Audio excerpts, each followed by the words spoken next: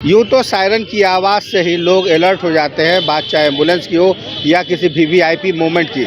लेकिन यदि मोबाइल के अंदर अचानक से कोई अलर्ट आए तो आप कैसा महसूस करेंगे, आइए जानते हैं पटना के लोगों से कि अचानक से मोबाइल में कई बार अलर्ट वार्निंग आया है उसको लेकर के। क्या इनके बारे में बताते हैं पटना के लोग। ये बताएं कि कैसा लगा जब आपके ऊपर आया मोबाइल मैसेज। जी मेरे मोबाइल पे 3 बार मैसेज आ चुका है। मैं तो पहले बार तो डर लगा क्या था, लेकिन जब मैंने देखा कि ये भारत सरकार द्वारा दूरसंचार विभाग द्वारा भेजा गया है, आपदा प्रबंधन का मैसेज है, तो नॉर्मल था, ऐसा कुछ था नहीं। पहले एक बार मैसेज भेज कर बता दिया आपके मोबाइल पे मैसेज जाएगा, लेकिन डरने वाली कोई बात नहीं थी। आपकी तरफ से कोई आवश्यकता नहीं थी कुछ काम करना या फिर कुछ किसी को कॉल करने की या घबराने की जरूरत नहीं। अचानक से सायरन के साथ अलर्ट तो क्या लगा। हाँ लगा कि कुछ तो हुआ है, क्या बात है, कहीं हो सकता है भूकंप आया हो, कुछ आया हो, इसीलिए अलर्ट आया हो। इससे बताया जा रहा है कि अब भूकंप आया, कुछ आएगा तो अलर्ट जारी किया जाएगा। तो हो सकता है कि सरकार द्वारा कुछ इनिशिएटिव लिया जा रहा है, इस तरीके का एक रिस्पॉन्ड किया जाए, बताया जाए जनता को। पूरे देश भर में इस तरीके से अलग अलग जगहों पर हो रहा है। तो पहली बार आया तो कैसा लगा कि मेरे पास आया ही नहीं, अभी तक नहीं आया। आपके पास आया।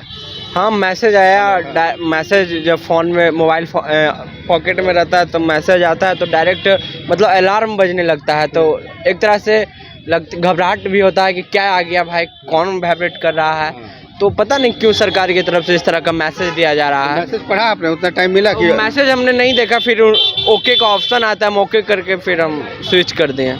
मतलब बिना पढ़े आपने ओके कर दिया। हाँ शायद कुछ था, हम नहीं देख पाए। अच्छा, ये होता है कि आपको आया अचानक से अलर्ट का एक वाइब्रेशन के साथ। हाँ जी, तो अचानक से आया तो कैसा महसूस हुआ। तो अच्छा नहीं हुआ। लगा कि हाँ क्या आ गया। जी जी, फिर बाद में पता चला। हाँ बाद में पता चला, फिर कुछ लोग इससे जानकारी लिए तो इसी तरह का मैसेज और लोगों को आया, तो बोले ओके कीजिए, कोई घबराने वाली बात है नहीं, ऐसा कुछ नहीं है। बिल्कुल जी जी, आप आया मैसेज आया।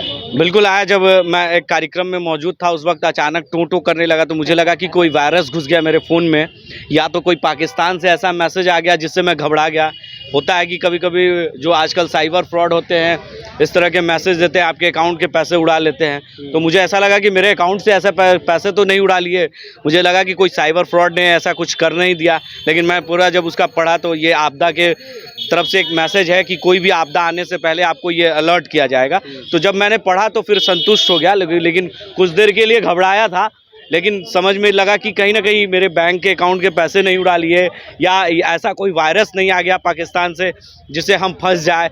बहुत तरह के दिमाग में सवाल आने लगे, लेकिन जब मैं उसके तह तक गया, पढ़ा, तो समझ में आया कि कोई आपदा सरकार की तरफ से ये अलर्ट जारी किया गया कि जो कोई भी आपदा, चाहे बारिश होने से पहले बादल फटने का अलर्ट या कोई भी ऐसी जो मैसेज आते हैं उससे बचने के लिए आपको ये मैसेज था। जी बिल्कुल।